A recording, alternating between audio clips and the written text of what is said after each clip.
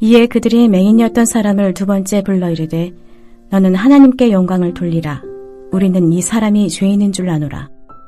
대답하되 그가 죄인인지 내가 알지 못하나 한 가지 아는 것은 내가 맹인으로 있다가 지금 보는 그것이니이다. 그들이 이르되 그 사람이 내게 무엇을 하였느냐?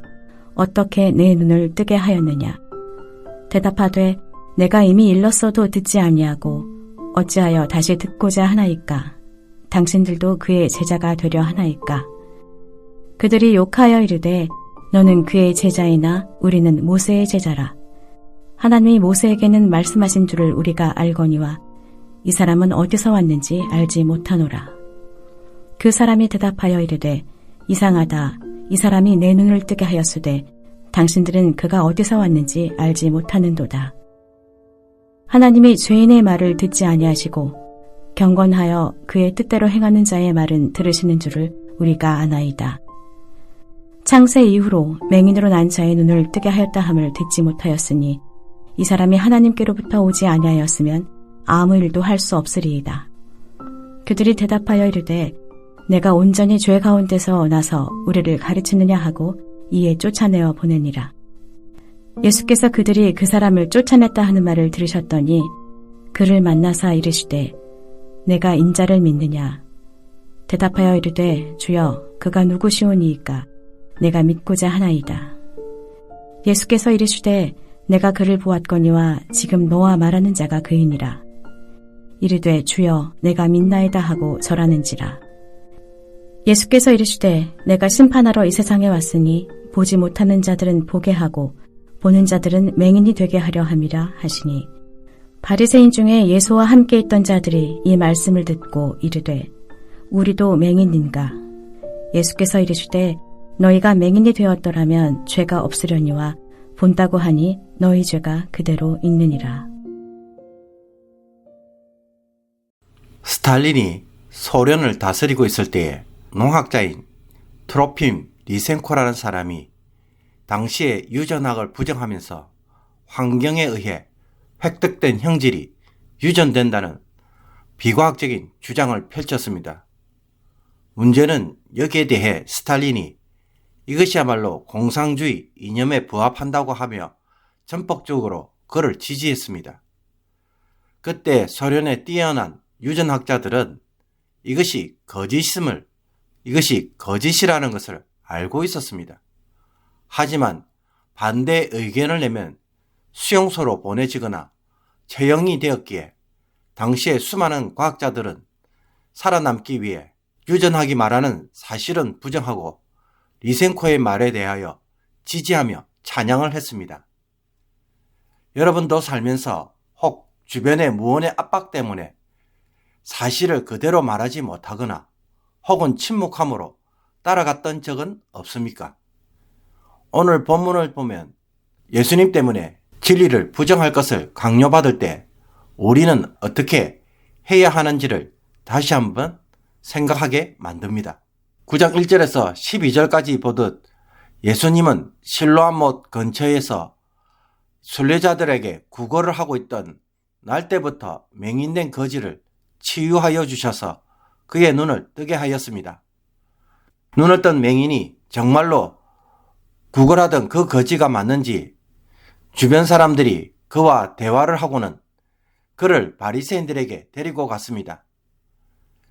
그 이유는 예수님이 그 맹인의 눈을 고쳐준 날이 안식일이었기 때문입니다. 이 사건을 어떻게 받아들여야 하는지 당대의 최고 율법학자들인 바리새인들에게 묻고자 했던 것입니다. 바리새인들은 고침을 받은 맹인에게 어떻게 해서 보게 되었는지 1차 신문을 하였습니다. 고침을 받은 맹인은 그 사람이 진흙을 내 눈에 바르매 내가 씻고 보았다라고 자신의 체험한 그대로 대답합니다. 이 대답에 바리새인들은 두 입장으로 갈라지면서 분쟁이 일어납니다. 한쪽에서는 안식일을 어겼기에 그는 불법의 사람, 즉 죄인이라고 말하고, 다른 한쪽에서는 죄인이 어떻게 그와 같은 기적을 감히 행할 수 있느냐라고 반박합니다. 이렇게 두 입장으로 갈라지자 이 일의 당사자인 맹인에게 다시 한번 질문합니다. 맹인이 보기에 예수님은 어떤 사람인지 물은 것입니다. 여기에 대하여 맹인은 그는 선지자입니다 라고 말합니다. 자기가 보기에는 하나님이 보내신 사람이라는 것입니다. 이처럼 맹인에게서 원하는 답을 얻지 못하자 바리새인들은 맹인의 부모를 불러 신문합니다. 맹인과 주변 사람들의 증언으로는 그 어떤 결론도 내리지 못하자 상황을 처음부터 철저하게 조사를 해보겠다라는 것입니다. 정말로 이 맹인이 날 때부터 맹인이었는지, 그가 그 맹인이었다면 지금 어떻게 해서 보게 되었는지 부모의 말로 판단하려고 했습니다. 이 질문에 맹인의 부모는 그가 자기 아들이며 태어날 때부터 맹인이었다는 것은 분명한 사실이라고 말합니다. 그러나 그가 어떻게 보게 되었고 누가 그 눈을 뜨게 해 주었는지에 대해서는 알지 못한다라고 대답을 회피합니다. 대신에 아들이 이미 성인이니 그에게 직접 물어보라고 대답합니다. 맹인의 부모가 정확한 답변을 회피한 이유는 이미 유대인들이 누구든지 예수를 그리스도로 시인하는 자는 출교하기로 결의하였다는 것을 알고 있었기에 바리새인들을 두려워했던 것입니다. 부모에게서 그 어떤 시원한 답변을 듣지 못하자 오늘 본문처럼 바리새인들은 다시 한번 고침을 받은 맹인을 2차로 불러 신문합니다. 그들은 맹인에게 다짜고짜 너는 하나님께 영광을 돌리라. 우리는 이 사람이 죄인인 줄 아노라. 라는 말로 시작합니다. 여기서 하나님께 영광을 돌리라. 라는 말은 하나님이 맹인에게 행한 일로 영광을 돌리라. 라는 말이 아닙니다. 그것보다는 하나님 앞에서 진실을 인정하고 자백하라는 말입니다. 그들이 원하는 진실은 무엇입니까?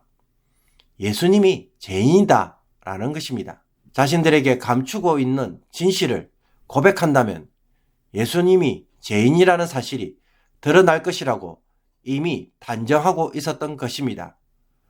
그러므로 그들은 두 번째 신문에서 자신들이 듣기 원하는 진실을 고백할 것을 겁박하고 강요하고 있는 것을 보여줍니다. 여기서 바리새인들의 이런 두 번째 강압적인 신문에 대하여 고침을 받은 맹인은 어떻게 반응합니까? 첫째, 예수가 죄인인지 아닌지 판단할 능력은 자기에게는 없다고 말하면서 분명한 한 가지는 과거 맹인이었지만 지금은 본다는 것이다 라고 소신있게 대답합니다.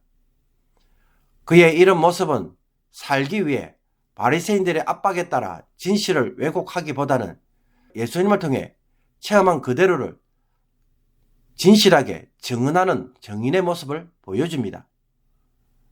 둘째로 바리새인들이 그 사람이 내게 무엇을 하였느냐, 어떻게 내 눈을 뜨게 하였느냐 라고 1차 신문 때 했던 말을 또 다시 반복하자 그는 어떻게 답변합니까?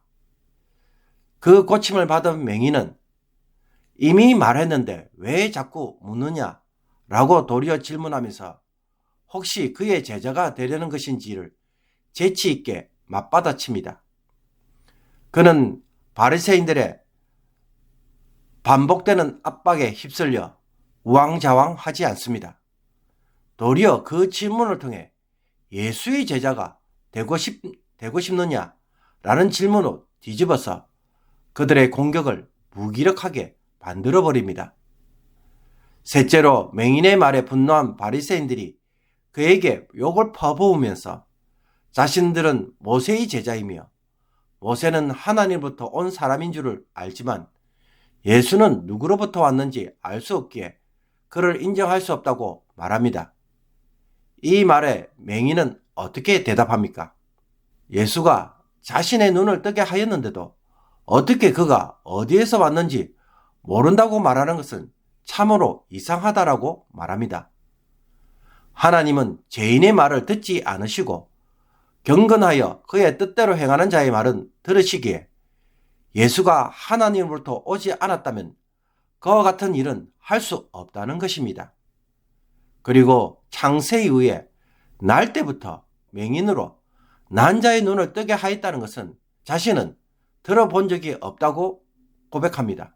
그러므로 맹인이었던 이 사람은 바리새인들과 논쟁을 하면서 하나님만이 하실 수 있는 일을 예수님이 했기에 예수님은 하나님으로부터 온 분이심을 적극적으로 변호하고 있는 것을 보여줍니다. 당대 최고 율법학자들 앞에서 전혀 주눅이 들지 않고 끝까지 예수님은 죄인이 아님을 증언하고 있는 것입니다. 결국 이 일로 고침을 받은 맹인은 어떻게 됩니까?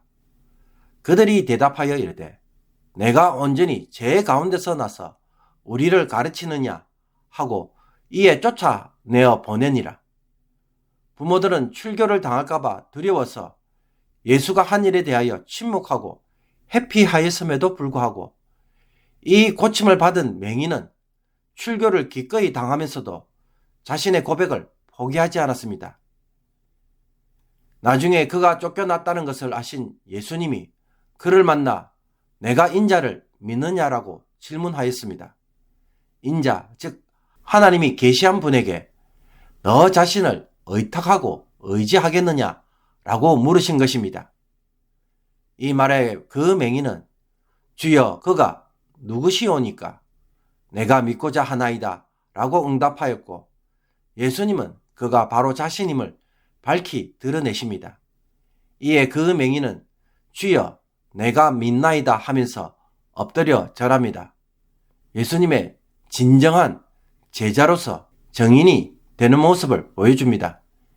진실을 듣고 보았음에도 그것을 사실로 인정하지 않고 도리어 왜곡하는 바리새인들과 사실대로 말하면 불이익을 당할까봐 침묵하고 슬쩍 회피했던 맹인의 부모와 달리 고침을 받은 맹인은 그 어떤 협박과 강요에도 불구하고 자신이 체험한 사실 위에서 예수님에 대한 그의 고백을 끝까지 지켜나갑니다.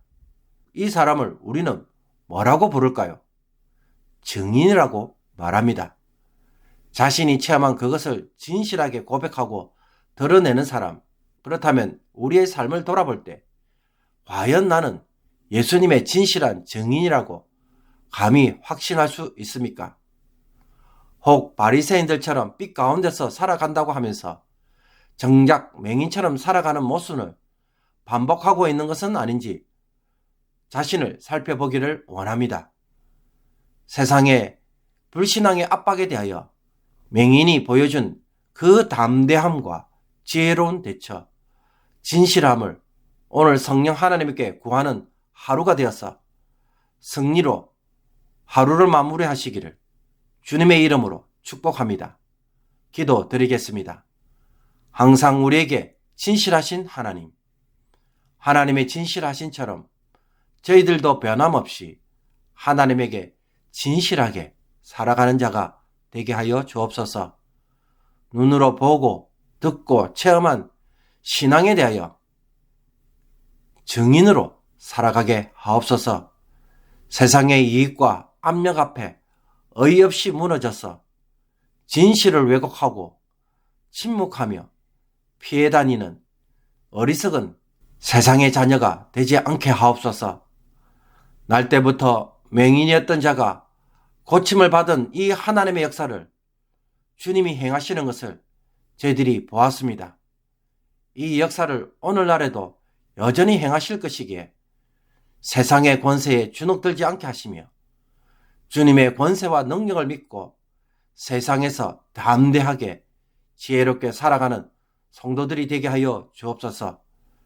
주께서 나에게 행하신 구원의 은혜를 맹인처럼 끝까지 진실하게 증언할 수 있도록 우리의 입술과 마음을 지켜 주옵소서.